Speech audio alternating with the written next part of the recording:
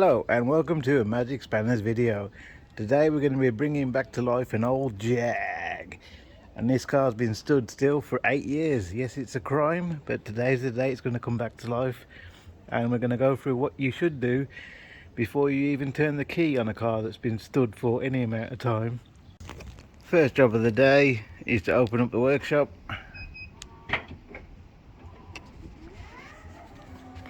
And in here we've got some of the things we need. We've got a brand new battery, some fresh fuel, a fuel pump to get the old fuel out, and some other bits and bobs that we're going to need to get this car up and running.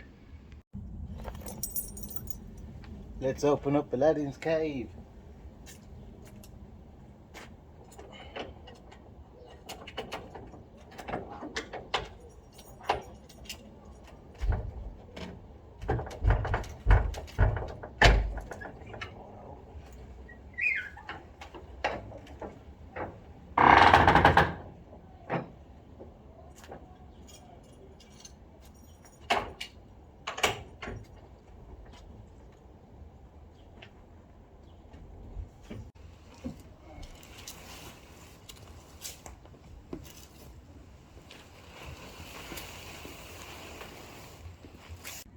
It's not too bad, even though it's had a cover on, some dust has still got through.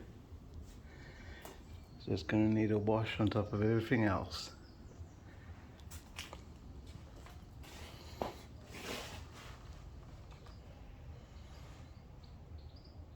This car was serviced before it was put away in here, so the oil and everything else should be okay, but we'll be checking it before starting it up.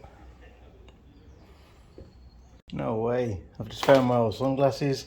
Been looking for these for ages.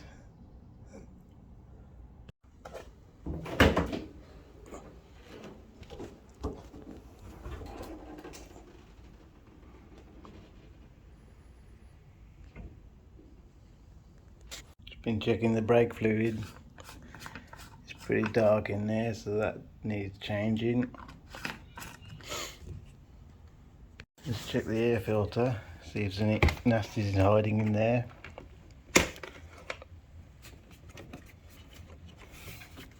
There's 4 clips. Just checking the oil level.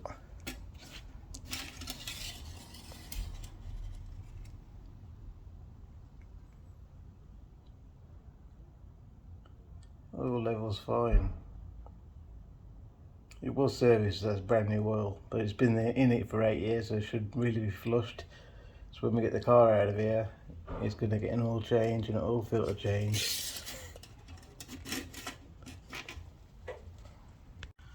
Over to climb on top of the car just to get to the fuel tank, because this is what we need to remove before we start it up.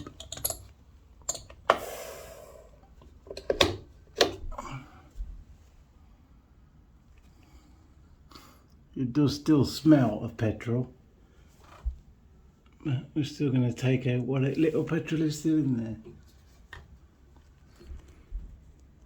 That hissing noise you heard is a good indicator that we've still got pressure in the tank, so it's not rusted or corroded where it's leaked out.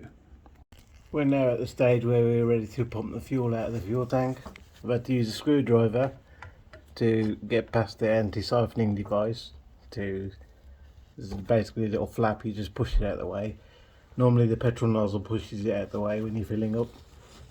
So I've got my pump ready. The Jag's new battery is going to power the pump, and that's going to go into this container here. So let's switch it on and see what lovely colours come out. We're ready to turn the pump on.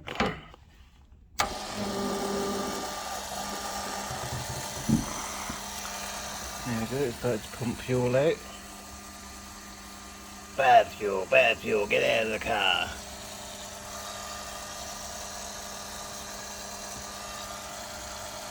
Another Jag battery. Don't know how long we're going to be here. Oh, do you remember them CD players? One in the back of here. Living in a boot. Living in a Jaguar boot. Living in a boot. Don't think any bodies have been in this boot, but you never know, do you? Get in there, have a look. A little kink in the pipe there. I'll squeeze it out, it'll pump low, flow rate will increase.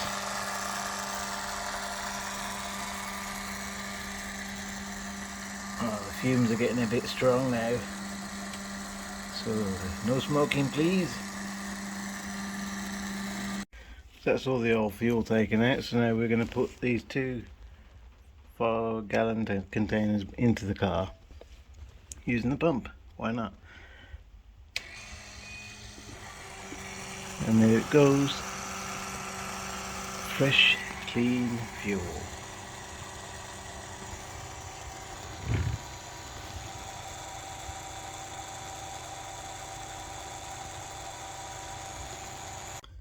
So the battery terminals and the battery are the wrong way around for the car. That's positive. That's negative. The only way I can fit this is if I put the battery in backwards. Just for now, I'm going to have to cope with it and get it changed at another date. So let's connect the positive.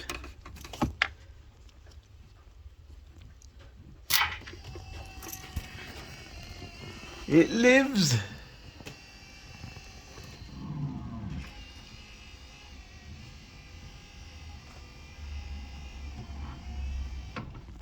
Well, the aerial works.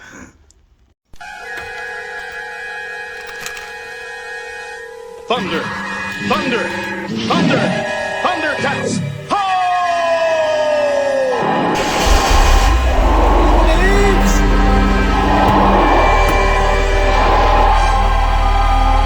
Jack's alive!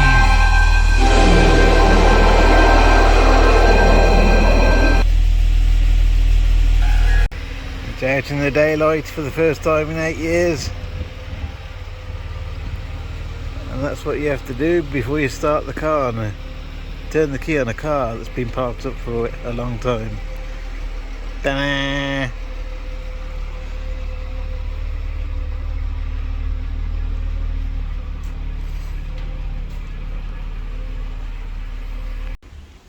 Giving the Jag a quick wash before putting it back in the garage, but going to be doing some more restoration videos on this while we get it back on the road. So keep tuned in.